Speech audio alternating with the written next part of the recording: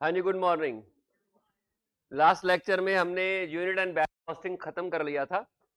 आज बात करेंगे जॉब एंड कॉन्ट्रैक्ट कॉस्टिंग की। जॉब एंड कॉन्ट्रैक्ट कॉस्टिंग में पहले थोड़ी सी डिस्कशन कर लेते हैं। एक यूनिट कॉस्टिंग थी, एक बैच कॉस्टिंग थी, एक जॉब एंड कॉन्ट्रैक्ट कॉस्टिंग। आपको थोड़ी सी चीजें बता देता हूं मैं। देखिए, हम जो जनरली कॉस्टिंग करते हैं, ये आपके पास मान लीजिए मेथड ऑफ कॉस्टिंग है। मेथड ऑफ कॉस्टिंग में अगर मैं दो स्टैंडर्डाइज प्रोडक्ट और कस्टमाइज्ड प्रोडक्ट्स की बात करूं, दो तरह की कॉस्ट निकालनी होगी। एक आपको निकालनी होगी स्टैंडर्डाइज प्रोडक्ट की और दूसरी तरफ आपको निकालनी होगी कस्टमाइज प्रोडक्ट की। ठीक है, स्टैंडर्डाइज प्रोडक्ट का मतलब ऑर्गेनाइजेशन खुद डिसाइड करती है कि उसको क्या बनाना है, उसको क्या सेल करनी है। और कस्टमाइज प्रोडक्ट का मतलब कस्टमर आके बताता है कि मुझे ये चीज बना के दे दो। स्टैंडर्डाइज प्रोडक्ट में हम लोग यूनिट कॉस्टिंग यूज करते हैं। यूनिट कॉस्टिंग नाम सुन के ये लगता है कि यूनिट की कॉस्टिंग है। इज नॉट यूनिट कॉस्टिंग, ये बेसिकली स्टैंडर्डाइज प्रोडक्ट की कॉस्टिंग है। यहां पर यूनिट कॉस्ट कैसे निकाली जाती है? टोटल खर्चा divide by number of unit produced. यहां किसी कस्टमर की रिक्वायरमेंट पे सामान नहीं बनाया जाता। स्टैंडर्ड प्रोडक्ट्स होते हैं, प्री डिफाइंड होते हैं। ऑर्गेनाइजेशन डिसाइड करती है, मैन्युफैक्चरर डिसाइड करता है कि उसे किस तरीके के प्रोडक्ट बनाने हैं, उसके मुताबिक ये प्रोडक्शन होती है। इसमें कंज्यूमर का कोई रोल नहीं होता। दूसरा होता है कस्टमाइज प्रोडक्ट। कस्टमाइज प्रोडक्ट में एक होती है जॉब कॉस्टिंग, ठीक, और दूसरी होती है बैच कॉस्टिंग।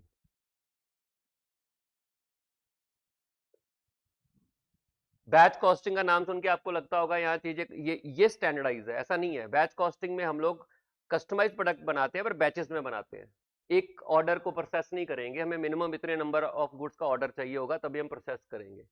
कस्टमर की रिक्वायरमेंट होती है बट सिंगल यूनिट नहीं बना के दे रहे हैं। जैसे मैंने आपको बोला था कि मुझे बुक्स प्रिंट करवानी है, तो मेरे को कोई एक बुक प्रिंट करके नहीं देगा। वो हमारी रिक्वायरमेंट के हिसाब से बुक प्रिंट करके देगा, लेकिन एक बुक प्रिंट करके नहीं देगा। वो बोलेगा कि 500 यूनिट्स मिनिमम प्रोड्यूस करेंगे, बैच साइज हमारा। तो वहां पर हम बैच कॉस्टिंग, बैच साइज कैसे निकालते हैं? ईबीक्यू से निकाल लेते हैं। आपको याद होगा ना, इकोनॉमिक बैच क्वांटिटी से they can calculate the batch size. Batch size हो गया, तो यहाँ पे बैच कॉस्टिंग लग जाती है। जॉब कॉस्टिंग में आगे फर्दर दो तरीके की होती है। एक सिंगल जॉब, एक मिनट,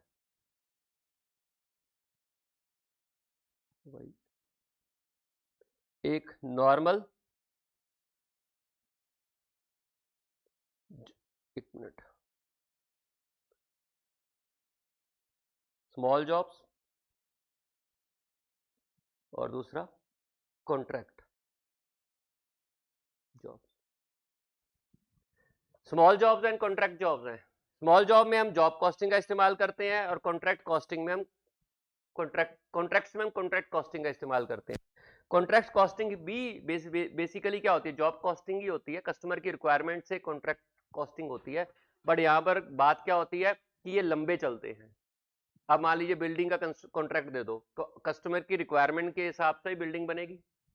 ठीक है, आप ब्रिज बना रहे हो सरकार की रिक्वायरमेंट से, डैम बना रहे हो सरकार की रिक्वायरमेंट से बना रहे हो, कोई इंफ्रास्ट्रक्चर सेटअप कर रहे हो, तो it's all about government requirement. Government जैसे बोलेगी आपको वैसे ही करना पड़ेगा। तो ये भी जॉब कॉस्टिंग का ही पार्ट है। बट ये क्या है, how this is different from other job costing, कि अदर जॉब में तो छोटी जॉब होती है, आपको काम मिलता है, आप काम कंप्लीट करके दे देते हो, सिंगल सिंगल जॉब्स के लिए काम करते हो, कस्टमर की रिक्वायरमेंट के हिसाब से काम करते हो, तो वो उस कैटेगरी में फॉल करगी जॉब कॉस्टिंग में।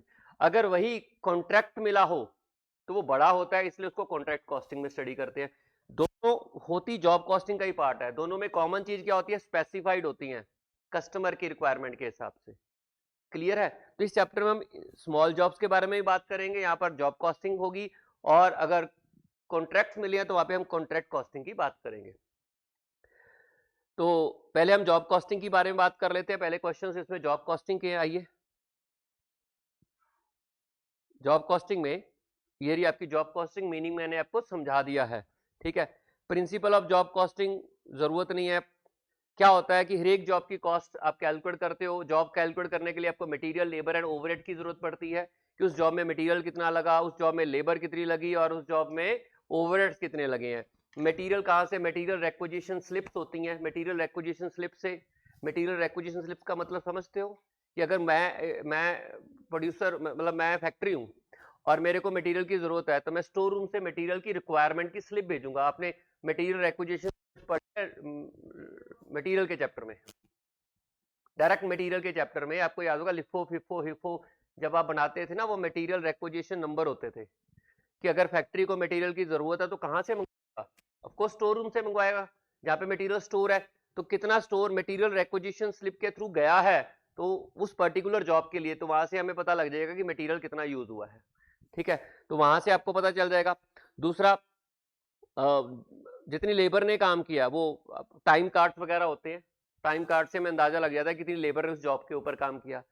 और तीसरा होता है ओवरहेड्स को चार्ज करना। ओवरहेड रिकवरी रेट पहले से प्री डिफाइंड होते हैं, वो किसी भी बेसिस के ऊपर होते हैं। लेबर के बेसिस के ऊपर रिकवरी रेट होता है, इसके ऊपर हो सकता है, नंबर ऑफ आवर्स के ऊपर होता है, इसके हिसाब से होता है, यूनिट्स के हिसाब से भी हो जाता है। तो recovery rate already pre defined होते हैं, तो उनका इस्तेमाल करके हम जॉब की कर लेते हैं। तो कॉस्ट शीट। उसके बाद ये देखिए मटेरियल के बारे में हमें कैसे पता चलता है कि कौन सी जॉब के लिए कितना मटेरियल हुआ। तो मटेरियल एक्विजिशन से हमें स्टोर एक्विजिशन से पता चल जाता है। ठीक है, उसके बारे में बोला है कि लेबर कॉस्ट कहाँ से पता चलती है, टाइम कार्ड्स वगैरह से, जॉब कार्ड्स वगैरह से हमें पता लग जाता है किस किस लेबर ने कितने कितने घंटे उस पर काम किया, तो वहां से लेबर कलेक्ट हो जाती है। और फिर तीसरा आता है ओवरहेड्स। ओवरहेड्स का पहले से ही आपको ट्रीटमेंट पता होता है, रिकवरी रेट पता होता है, तो उसका हम चार्ज देते हैं उस जॉब के ऊपर। कहते हैं कि अगर डिफेक्टिव और स्पॉइल्ड वर्क आ जाए जॉब में तो उसकी क्या, अगर तो नॉर्मल है फिर तो कस्टमर ही बियर करेगा। डिफेक्टिव और स्पॉइल्ड वर्क का समझते हो, खराब हो गया, अगर तो नॉर्मल लॉस का पार्ट है फिर तो कस्टमर ही बियर करेगा, और अगर वो अब नॉर्मल है फिर हम बियर करेंगे।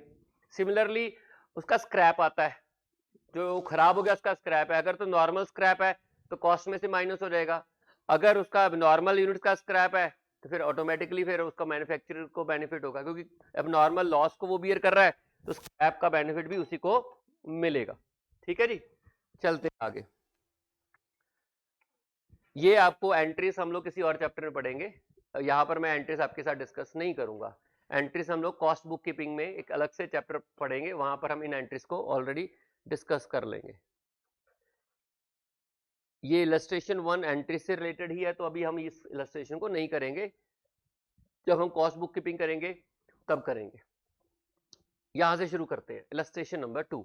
ये जॉब कॉस्टिंग का क्वेश्चन है, पढ़िए जरा एक बार इसको।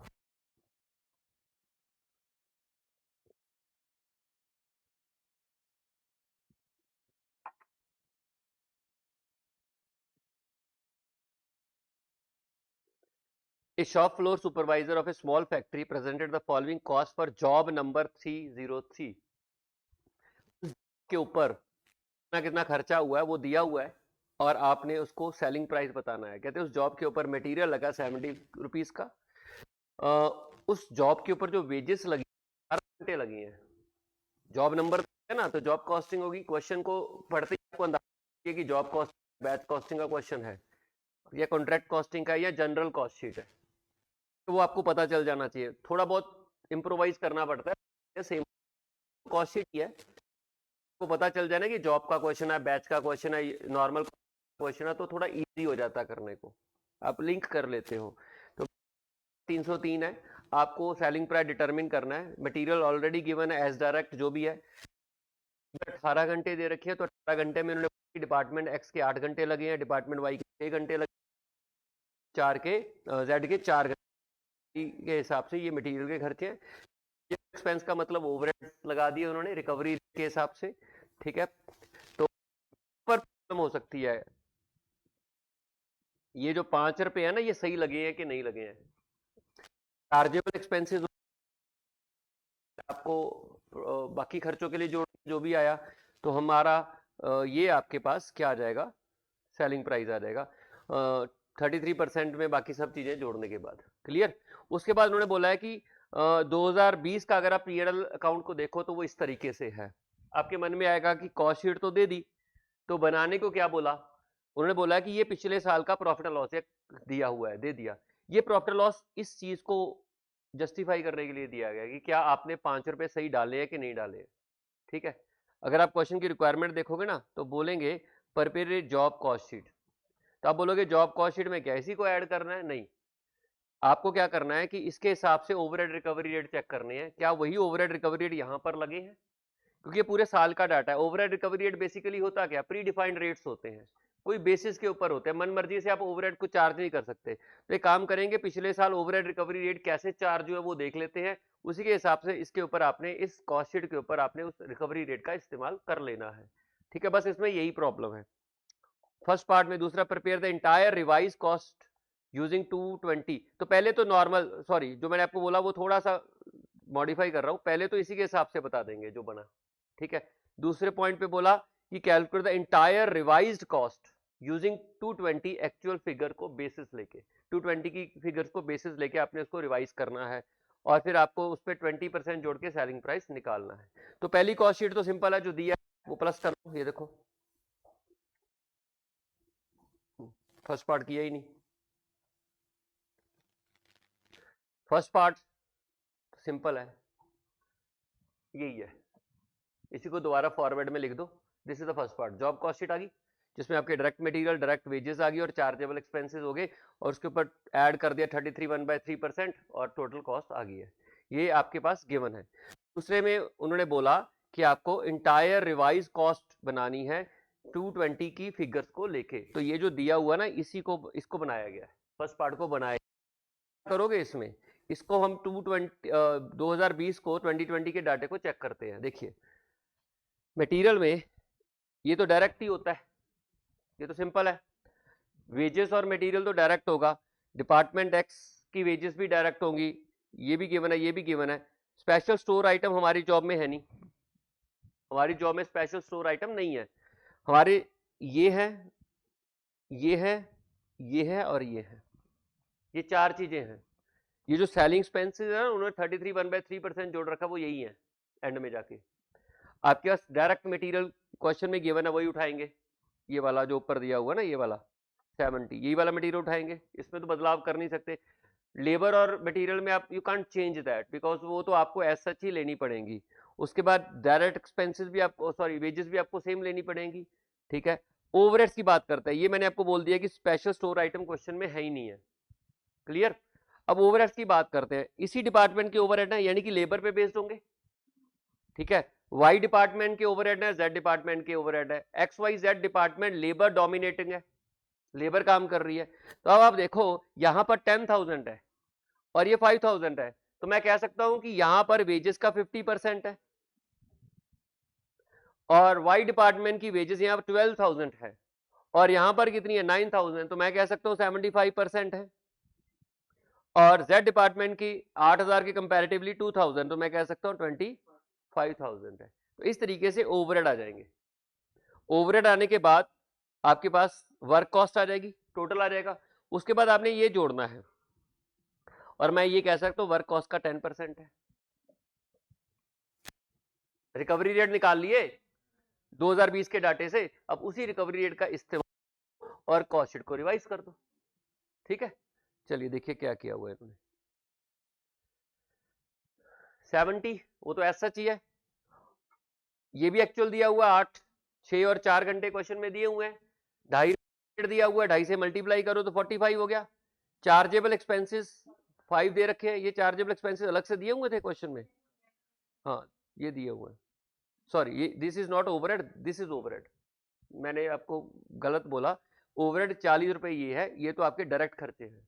ठीक है, तो चार्जेबल दे दिया उन्होंने, वो जोड़ दिया, 120 आ गया। अब ओवरहेड की बारी है, ओवरहेड में सबसे पहले फैक्ट्री के ओवरहेड आएंगे, डिपार्टमेंट एक्स के, इसका 50% लेंगे, जो कि हम लोगों ने 2020 की कॉस्ट शीट से निकाला कि एक्स वाई जेड की जो खर्चे हैं 10,000 आ गया, 15,000 वाई के खर्चे हैं, वाई के इसका 75% लेना है, ये 75% ले लिया।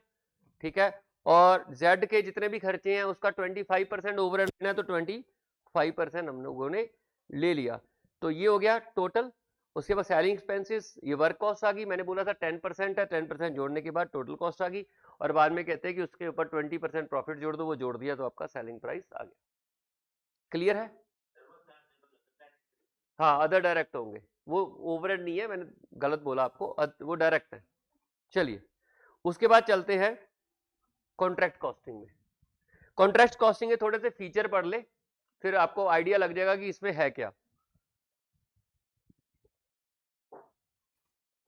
कॉन्ट्रैक्ट कॉस्टिंग भी बेसिकली जॉब कॉस्टिंग है, बट ये कॉन्ट्रैक्ट बड़े कॉन्ट्रैक्ट होते हैं, कई कई तक इसको सेपरेटली जॉब कॉस्टिंग से अलग कर दिया गया है, क्योंकि यहां पर भी आपको कस्टमर की रिक्वायरमेंट के हिसाब से ही कैलकुलेट करना है।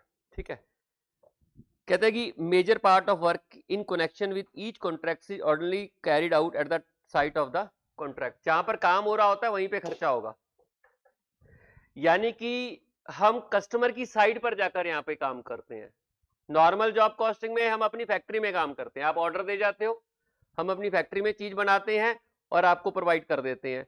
लेकिन कॉन्ट्रैक्ट कॉस्टिंग में हम कस्टमर की साइट पर जाके काम करते हैं। ठीक है, बल्क ऑफ एक्सपेंसेस डायरेक्ट होते हैं, ज्यादातर खर्चे कॉन्ट्रैक्ट कॉस्टिंग में डायरेक्ट होते हैं, ओवरहेड बहुत कम होते हैं। अगर वो होते भी हैं तो आपके ऑफिस के खर्चे होते हैं, स्टोर्स के होते हैं, वर्क्स के होते हैं। ज्यादातर खर्चे कॉन्ट्रैक्ट में यूज हो रहा है मटेरियल वो डायरेक्ट है।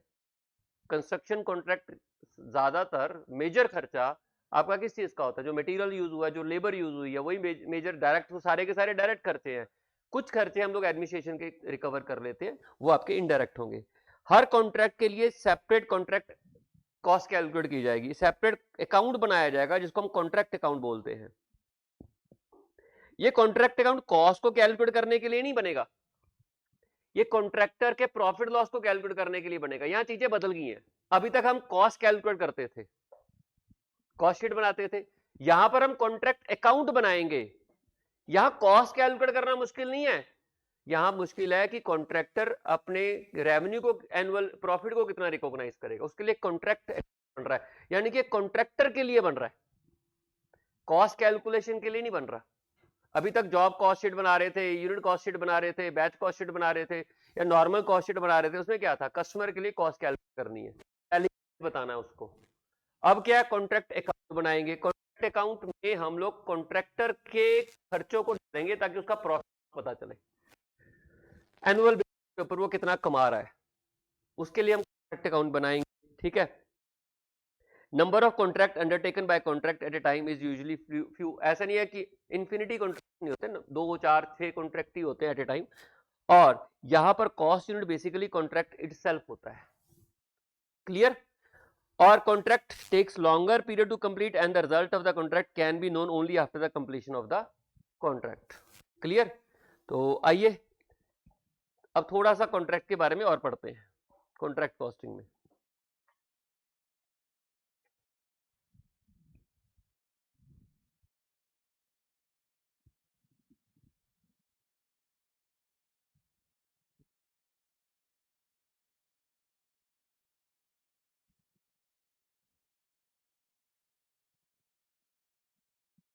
कॉन्ट्रैक्ट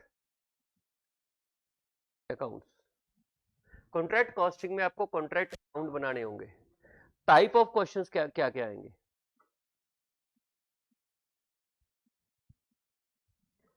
एक तो आपको हो सकता है कि कॉस्ट शीट बनाने को बोल दिया जाए,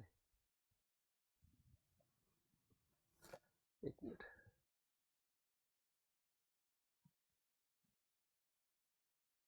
कॉन्ट्रैक्ट कॉस्टिंग,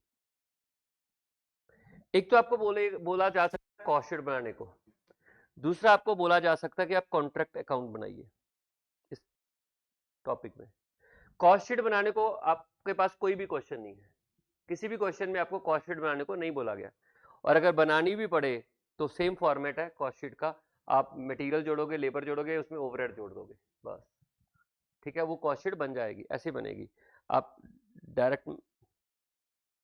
डायरेक्ट मटेरियल जोड़िए जितना भी लगेगा, ठीक है, ज्यादातर खर्चे डायरेक्ट होंगे।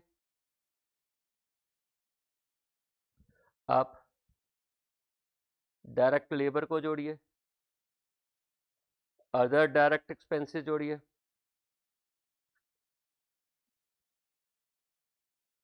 उसके बाद यहां पर ओवरहेड जोड़ दीजिए,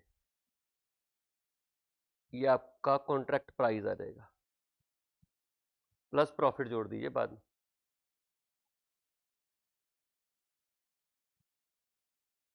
यहां आप प्रॉफिट जोड़ दीजिए, प्रॉफिट जोड़ने पर जो फिगर आएगी वो आपकी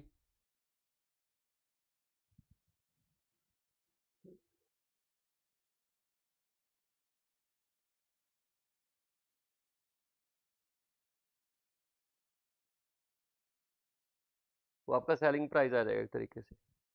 और अगर आप कॉन्ट्रैक्ट अकाउंट की बात कर रहे हो तो क्या हो गया,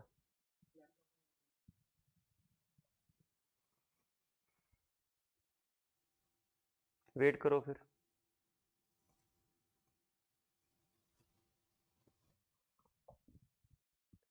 कहीं तो कह रहे होंगे अभी ठीक ही ना हो, है ना।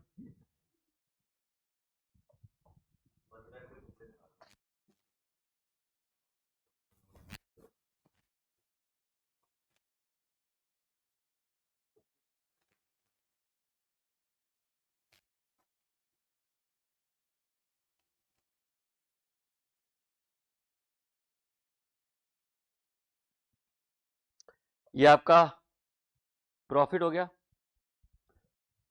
यहाँ पे इसमें प्रॉफिट जोड़ा आपने, और ये आपका कॉन्ट्रैक्ट प्राइस आ गया।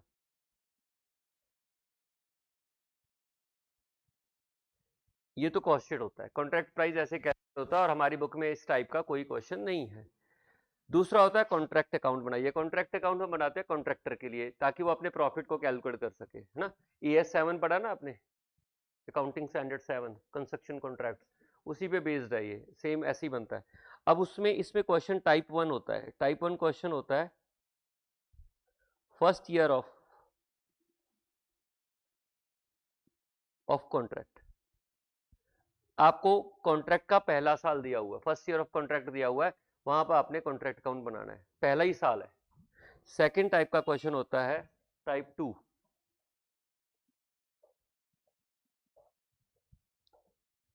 सब्सीक्वेंट ईयर्स ऑफ कॉन्ट्रैक्ट के क्वेश्चन होते हैं। अगले साल के आपको कॉन्ट्रैक्ट अकाउंट बनाने होते हैं, फर्स्ट ईयर का नहीं बनाना होता, अगले साल के लिए। फर्स्ट ईयर को छोड़ के सेकंड ईयर भी हो सकता है, थर्ड ईयर भी हो सकता है, फोर्थ ईयर भी हो सकता है। इसमें फर्क ये होता है कि आपको ओपनिंग WIP मिल जाता है, फर्स्ट ईयर कॉन्ट्रैक्ट में आपका ओपनिंग WIP नहीं होता, इसलिए वो ईजी रहता है। सेकंड सब्सिक्वेंट ईयर का अगर आपको कॉन्ट्रैक्ट अकाउंट बनाना पड़े तो उसमें थोड़ी सी प्रॉब्लम ये आती है कि ओपनिंग WIP होगा। तीसरा होता है कॉन्ट्रैक्ट, तीसरी टाइप का question, sorry, type 3, contract nearing completion. Complete होने वाला कॉन्ट्रैक्ट है। यहां पर खास बात होती है, आपको एस्टिमेटेड प्रॉफिट निकालने को बोल दिया जाता है कि आप एस्टिमेटेड प्रॉफिट निकालिए, ठीक है। पहले में नॉशनल प्रॉफिट की बात होती है, सेकंड में भी नॉशनल प्रॉफिट की बात होती है। नॉशनल प्रॉफिट अंदाजे का प्रॉफिट, अभी अंत दूर है, फिर भी अंदाजा लगा दो कि पहले साल में प्रॉफिट कितना होगा, ठीक है। सेकंड ईयर में भी नॉशनल प्रॉफिट की बात हो रही है, सेकंड ईयर भी हो सकता है, थर्ड ईयर भी हो सकता है, सब्सिक्वेंट ईयर है पहले साल को छोड़ के, तो वहां पर भी आपको नॉशनल प्रॉफिट निकालने को बोलते हैं, सिर्फ उसी साल का होता है वो। और टाइप 3 के क्वेश्चन में कॉन्ट्रैक्ट है काफी कंप्लीट हो चुका होता है, मोर देन 90% कंप्लीट हो चुका होता है, और वहां पर आपने क्या करना होता है, वहां पर आपने एस्टिमेटेड प्रॉफिट निकालना होता है, ठीक है। चौथा है आपके टाइप का question, more than type 4, more than one contract. आपके पास एक से ज्यादा कॉन्ट्रैक्ट है, कॉन्ट्रैक्ट 4 कॉन्ट्रैक्ट है, और साइमल्टेनियसली आपको चारों का प्रॉफिट निकाल के बताना है, तो ऐसा क्वेश्चन भी हो सकता है, मोर देन वन कॉन्ट्रैक्ट। और पांचवें टाइप का इसमें क्वेश्चन आता है contract with escalation clause. Paper में ही आया था,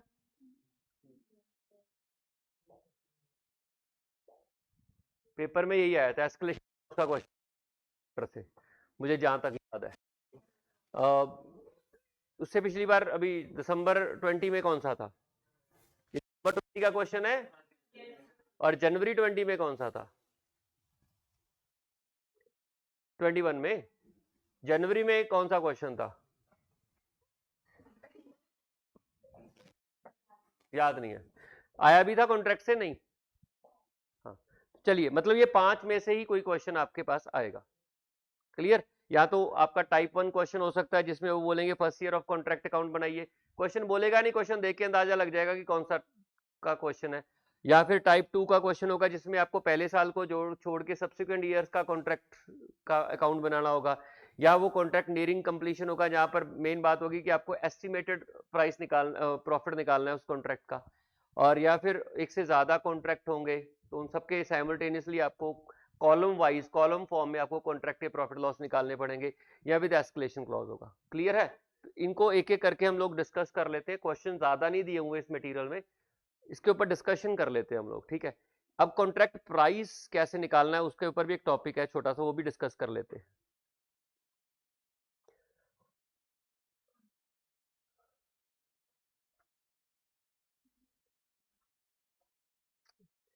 ठीक है, एक तो नॉर्मल एक होता है कॉस्ट प्लस कॉन्ट्रैक्ट, और अब कॉन्ट्रैक्ट का जो प्राइस है ना वो 3 तरीके से होता है।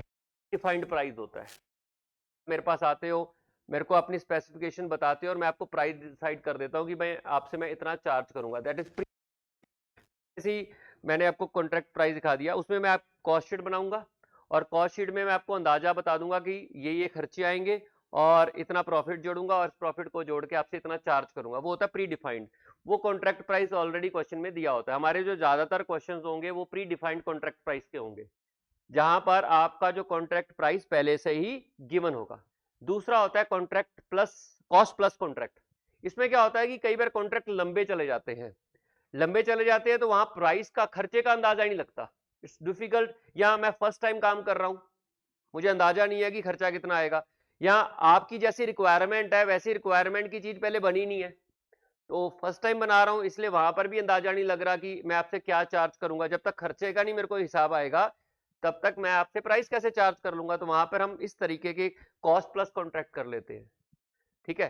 कॉस्ट प्लस कॉन्ट्रैक्ट में क्या होता है कि जो खर्चे होंगे वो नोट किए जाएंगे और उसके ऊपर एक particular percentage of profit charge कर लूंगा आपसे।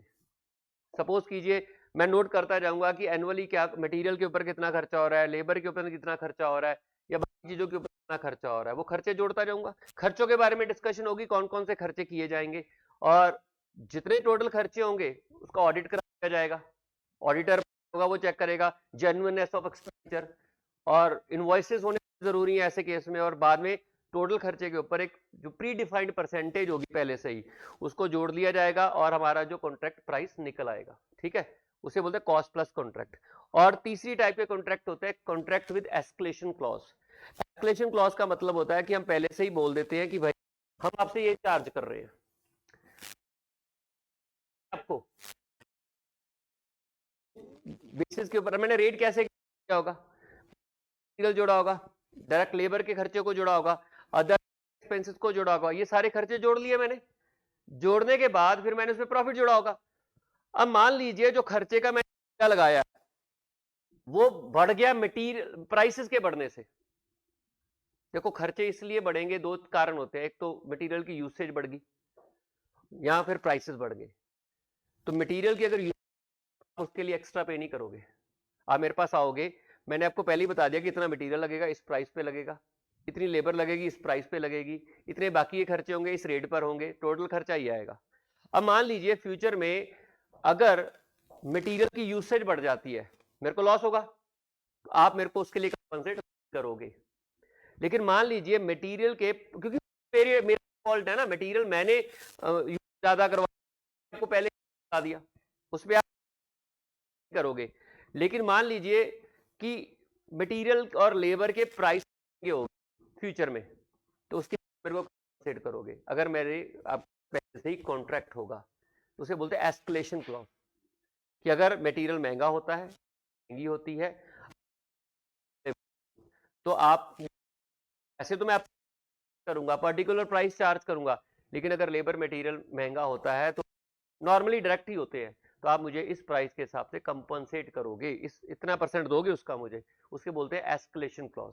एस्केलेशन क्लॉज पहले से डिफाइंड होता है, किन चीजों के ऊपर लगना है वो भी डिफाइंड होता है। और ये भी नहीं होता कि 1 रुपए का रेट बढ़ गया तो आप मुझे 1 रुपया कंपनसेट करोगे, नहीं, एक पर्टिकुलर परसेंटेज के बियॉन्ड रेट बढ़ेगा। सपोज करो मटेरियल के रेट, लेबर के रेट 5% बढ़ गए हैं, और एस्केलेशन क्लॉज में लिखा हुआ है कि आपके मटेरियल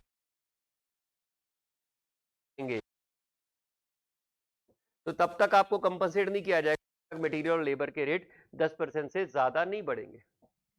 और कंपनसेशन एक्चुअल क्वांटिटी पे नहीं होगा, प्री डिफाइंड क्वांटिटी पर होगा, ठीक है। कम हो जाए तो डी एस्केलेशन होता है, रेट कम भी होंगे, दोनों तरफ काम करता है ये।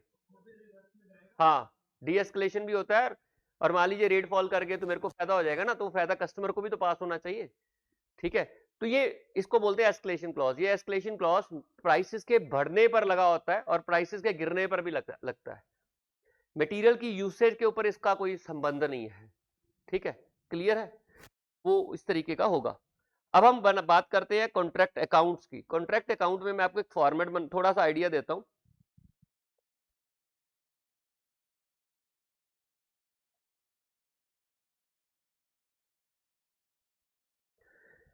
कॉन्ट्रैक्ट अकाउंट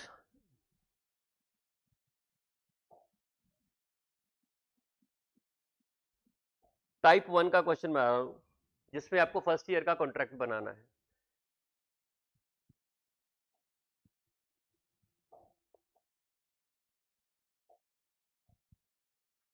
इसमें डेबिट साइड में खर्चे रिकॉर्ड होते हैं और क्रेडिट साइड में रेवेन्यू रिकॉर्ड होता है। सबसे पहले मटेरियल के खर्चे होते हैं। मटेरियल इसमें कंज्यूम्ड आता है, आपको मटेरियल कंज्यूम्ड लेना है। क्वेश्चन में मटेरियल कंज्यूम नहीं है तो निकालो। कैसे लोगे? परचेज ऑफ रॉ मटेरियल, अगर वो मटेरियल कहीं गया तो माइनस कर दो। सपोज करो आपने मटेरियल खरीदा, मैं आपको पूरा ही करके दिखा देता हूं। टू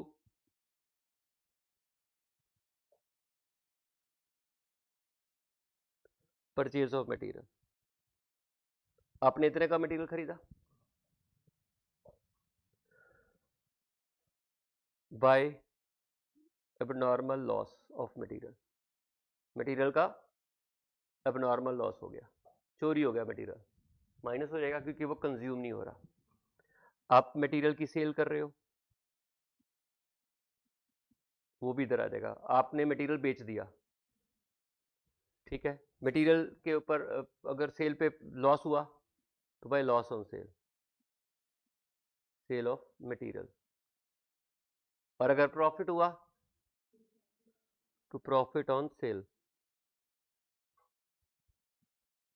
अगर आप देखो इस चीज से कॉस्ट ही आएगी आपकी मटेरियल, ठीक है, कॉस्ट ही रिकॉर्ड करनी है आपने, जो मटेरियल यूज नहीं हुआ।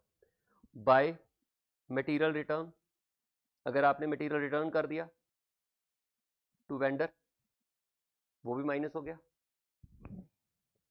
Bye material return to store room, आपने मटेरियल को स्टोर रूम में रिटर्न कर दिया, वो भी माइनस हो गया। और बाय मटेरियल एट साइट, ये ईयर एंड पर मटेरियल जो साइड पर बचा, अगर आप इसका निचोड़ देखोगे तो मटेरियल कंज्यूम आ जाएगा। अगर आप इसको टोटली देखोगे तो दिस इज मटेरियल कंज्यूम, क्योंकि मटेरियल परचेज किया था, उस मटेरियल परचेज में से जितना लॉस हो गया वो माइनस हो गया। अब नॉर्मल लॉस ही माइनस करना है, जो नॉर्मल लॉस है वो आपने माइनस नहीं करना। उसके बाद आपने मटेरियल की सेल कर दी, सेल करने का मतलब हो गया वो मटेरियल भी आपने उस कॉन्ट्रैक्ट के लिए इस्तेमाल नहीं किया, जो सेल होगी मटेरियल की। अब सेल पे प्रॉफिट लॉस भी रिकॉर्ड करना पड़ेगा, तभी कॉस्ट आएगी, ठीक है। तो उसके बाद मटेरियल आपने वेंडर को रिटर्न कर दिया, क्योंकि वो मटेरियल भी आपने यूज नहीं किया। आपने मटेरियल स्टोर रूम में रिटर्न कर दिया, वो भी आपने यूज नहीं किया। और अगर मटेरियल ईयर एंड पर साइड पर बच गया तो वो भी उस, अच्छा ये ईयर का खर्चा लेना है आपने, तो उस ईयर में वो मटेरियल कंज्यूम नहीं हुआ। तो इसको नेट करके आपका आएगा कि ड्यूरिंग द ईयर इस कॉन्ट्रैक्ट के ऊपर मटेरियल कितना कंज्यूम हुआ है। उसके बाद आगे चलते हैं। नेक्स्ट लेबर के खर्चे आएंगे, to labour expenses. During the year इस कॉन्ट्रैक्ट के ऊपर लेबर के कितने खर्चे हुए हैं वो आपने कंसीडर करने हैं। लेबर के अलावा अदर डायरेक्ट एक्सपेंसेस, जो कोई और डायरेक्ट एक्सपेंसेस वो आपने चार्ज कर लेने हैं।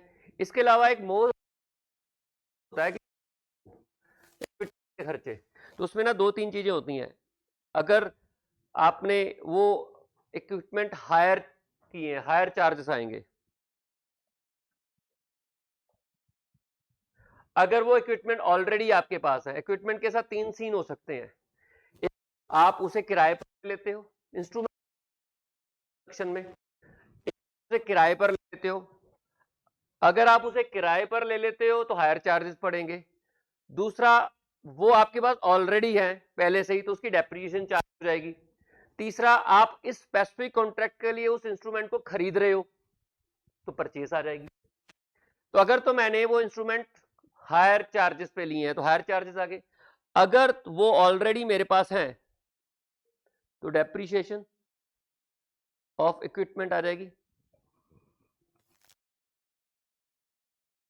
है ना, कि डेप्रिसिएशन रिकॉर्ड हो जाएगी। और अगर वो आपने खरीदे हैं तो परचेज आ जाएगी, परचेज ऑफ इक्विपमेंट, और इधर बाय WDV ऑफ इक्विपमेंट।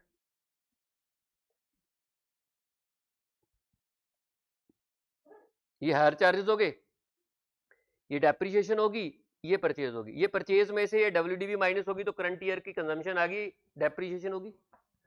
ठीक है, एनुअल लेनी है आपने, जो करंट ईयर की कंजम्पशन होगी, आपके इक्विपमेंट्स होंगे उसके। उसके बाद अदर ओवरहेड्स चार्ज कर लिया आपने, बाकी ये खर्चे, ये सारे खर्चे हो गए ड्यूरिंग द ईयर। क्लियर। उसके बाद आपने बाय वाली साइड सेल रिकॉर्ड करनी है और डेबिट साइड ऑटोमेटिकली आपका प्रॉफिट आ जाएगा। खर्चे रिकॉर्ड कर लिए, मटेरियल का खर्चा चार्ज कर दिया हमने, लेबर का खर्चा चार्ज कर दिया हमने, अदर इक्विपमेंट्स के खर्चे चार्ज कर दिए और अदर चार्ज कर दिए। एनुअल लेने हैं हमेशा, साल के, पूरे कॉन्ट्रैक्ट के नहीं लेने हैं। अगर हाँ आपको एस्टिमेटेड प्रॉफिट निकालने को बोला फिर पूरे लेने होते हैं। अगर आपको नॉर्मल कॉन्ट्रैक्ट अकाउंट बनाने को बोला तो एनुअल बनता है वो। ठीक है, यहां पर फिर आप सेल बुक करोगे, सेल को वर्क इन प्रोग्रेस में डालोगे। वर्क इन प्रोग्रेस में भी काम कंप्लीट नहीं हुआ, काम कंप्लीट नहीं हुआ तो दो तरीके का काम है, एक सर्टिफाइड हो गया, एक अनसर्टिफाइड हो गया। तो वर्क अनसर्टिफाइड, जितना काम हो गया लेकिन सर्टिफाइड नहीं हुआ, ये कॉस्ट पर आता है हमेशा। ठीक है, उसका खर्चा कितना है। और वर्क सर्टिफाइड, ये आपका हमेशा सेल पर आएगा, और इस सर्टिफाइड की वजह से आपको प्रॉफिट आ जाएगा टू नॉशनल प्रॉफिट।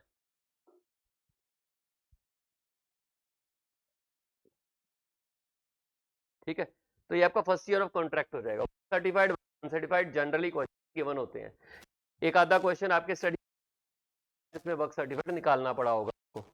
ये जो खर्चा आता है ना, ये जो प्रॉफिट आता है, ये वर्क सर्टिफाइड की वजह से आता है, वर्क अनसर्टिफाइड की वजह से नहीं आता। देखिए, अगर मैं नॉशनल प्रॉफिट को दूसरे तरीके से डिफाइन करूं, what is notional profit? Work certified minus cost of work certified. Work certified कितना हुआ, उस वर्क सर्टिफाइड की कॉस्ट क्या है। और वर्क सर्टिफाइड की कॉस्ट क्या होती है? Total cost minus cost of work uncertified, वो माइनस हो जाती है।